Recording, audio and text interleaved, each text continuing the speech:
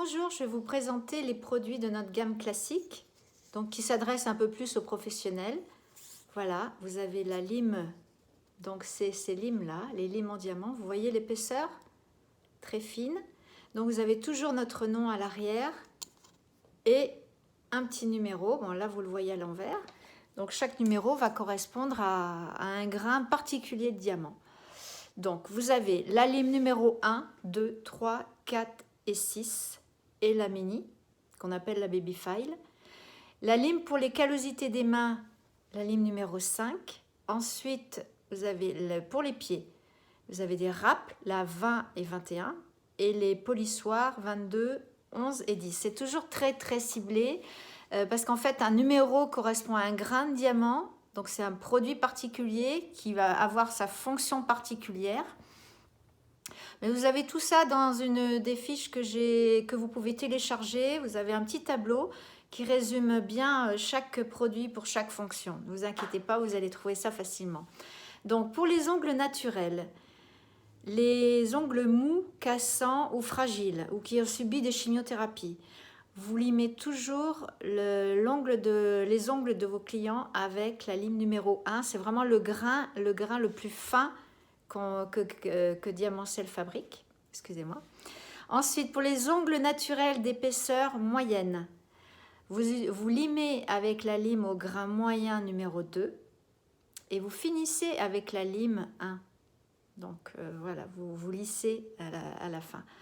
Pour les ongles naturels épais, les ongles des hommes, les ongles d'orteil, vous limez avec la lime numéro 3, grain rugueux, et vous finissez avec la grain numéro 6, qui est un moyen plus, on va dire. Pour les ongles artificiels, classiques, ce qu'on appelle les ongles sculptés, nous ici, vous limez avec le grain de la lime numéro 3, et vous finissez avec la 6. Et pour les ongles acryliques, les ongles vraiment les plus épais, là vous allez limer avec la 4 qui est extra rugueux, vraiment c'est la très forte, surtout à ne pas utiliser sur des ongles naturels. Et vous finissez avec la 6. Voilà, donc ça c'est un résumé pour les mains. Ensuite, vous avez donc la lime numéro 5 pour la callosité des mains et pour limer les petites peaux autour des ongles. Donc elle est vraiment, c'est pour ça qu'elle a une forme si particulière. Elle fonctionne bien aussi, nous on en vend beaucoup pour les musiciens, pour les gens qui font de l'escalade. Donc voilà, ça c'est pour la lime callosité des mains. Ensuite, donc pour les callosités des pieds, pour les soins pédicures. Donc vous avez différents grains. Le grain rugueux, le grain moyen et le grain fin ou pour les finitions. Donc, dans le grain rugueux, vous avez la râpe numéro 20. Je l'ai ici.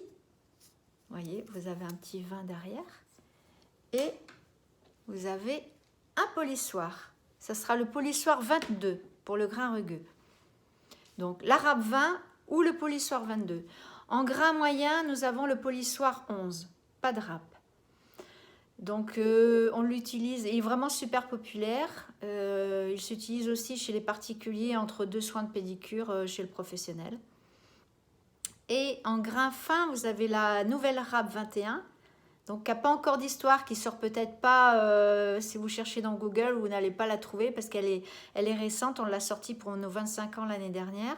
Mais c'est un grain de finition ou un grain vraiment pour les petites callosités. C'est le même processus de fabrication pour tous, hein, on n'a pas changé, on garde le même, le même process de fabrication depuis l'origine, depuis 1994. Donc enfin, la râpe 21 ou le polissoir numéro 10. Donc la différence, vous allez me demander, la différence entre les râpes et les polissoirs, dans le format déjà. Les râpes sont plus petites, plus légères. Elles se désinfectent complètement. Vous pouvez les tremper entièrement dans la solution antibactérienne. Et les polissoirs, eux, sont plus grands, mais sont plus confortables au maintien grâce au caoutchouc. La surface de diamant, vous pouvez comparer. Je vais vous montrer. La surface, hop, Voilà, la surface de diamant est vraiment différente. Donc c'est des gros vendeurs, hein. On vend beaucoup des deux. Donc il n'y a pas, après c'est à essayer, vous allez voir ce que vous préférez.